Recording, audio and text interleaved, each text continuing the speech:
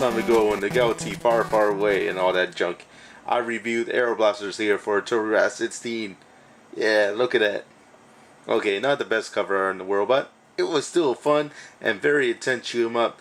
I remember I gave it like a 83 out of 100. My friend that was playing with me, Jason, he didn't think it was all that good. He only gave it like a 50 or something. Yeah, go see the review. I still like the game. Pretty neat. But, hey, there's also a Genesis one. With a completely different name. Holy crap. Yep. It's called Airbuster.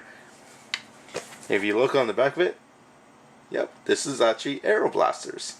Yeah, what the hell? Yeah, I don't get this whole name thing. Why is this one called Airbuster and this one called Aero blasters? I don't know, maybe it's like a Wonder Boy Adventure Island thing. Alright, so here's Airbuster.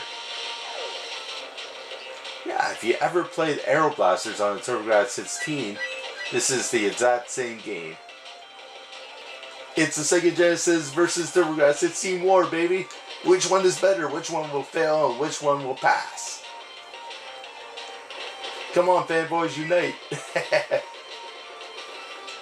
It's time to choose sides. It's time to go to war. Who will you pick?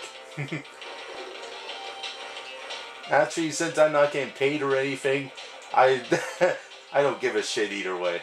I'm gonna just pick my favorite, go with it, and whoever gets mad, whatever. It's your typical shoot 'em up. See stuff in the sky, blow it down. Of course, you can collect different power-ups as well.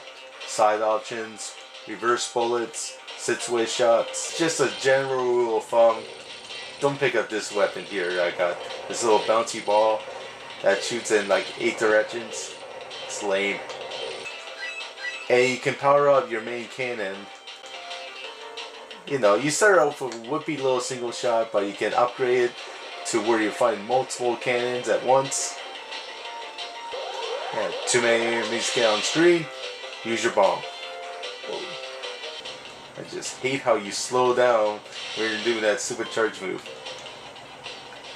Well, it's a very fun shoot 'em up, but your ship can go down way too easily sometimes. There are all these power-ups in the game, but no shields. One hit, you're goner. And you can lose everything. Again, it's a cool game on either system. Giant bosses. Lots of intense areas to fly through. Enemies up the ass. But it's fun.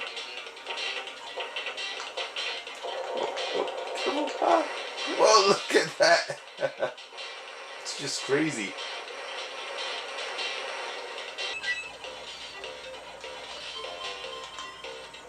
Whoa, yeah, this is intense.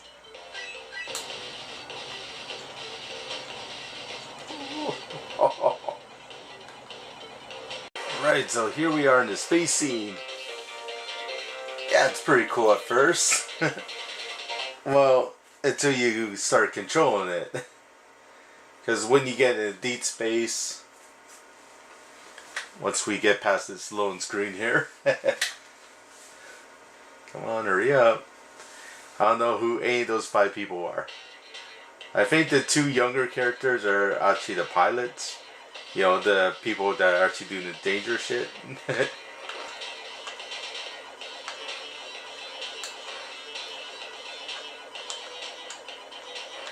Oh. Yeah, this part is especially difficult to avoid with the game's very floaty controls. Yeah, they were floaty in the TurboGrafx-16 version too, but here you just don't stop on a dime. It just keeps on going, unless you press in that direction. Especially when I'm going up and down, left and right. Yeah, it's still very floaty that way too. And stages 4 and 5, you need precise flying. Like here, I want to attack on the ground. Oh, no. Thank God that anti-gravity controls are gone in this stage. Yeah, what I like about the Genesis version here is that it will actually give you warning saying, this part is going to get really fast, and here's a pattern you need to watch out for. Oh.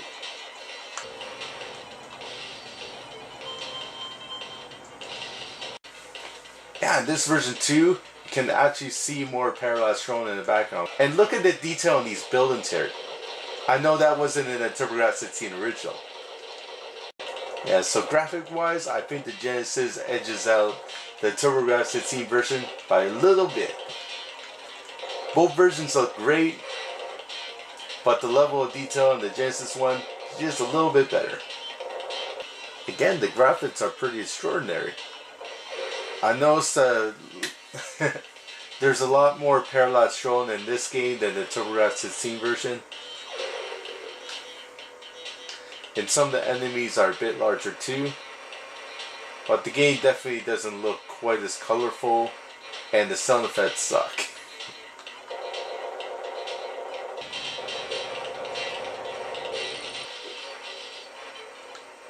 Yeah, the music is completely different here. It's just not as cool.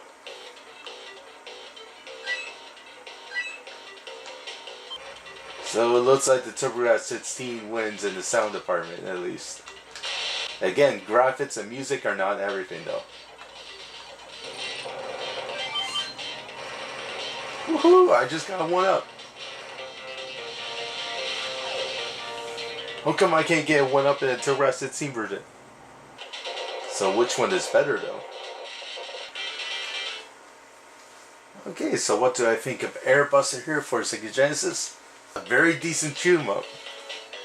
Unfortunately, in the end, I actually prefer Aero Blasters a bit more. The load times here are a little bit annoying. The soundtrack and sound effects are better on the TurboGrafx-16 version, and I hate the zero gravity stages.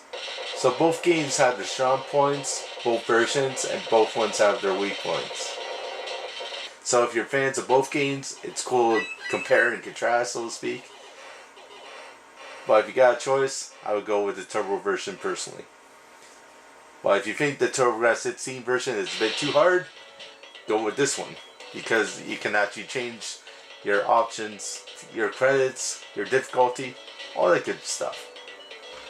So if you pick up this game for Sega Genesis or the TurboGrafx-16, you win either way.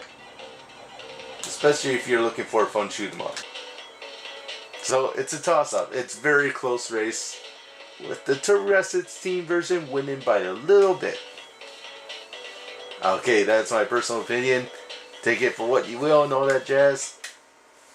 Okay, this is Dark Soldier over net.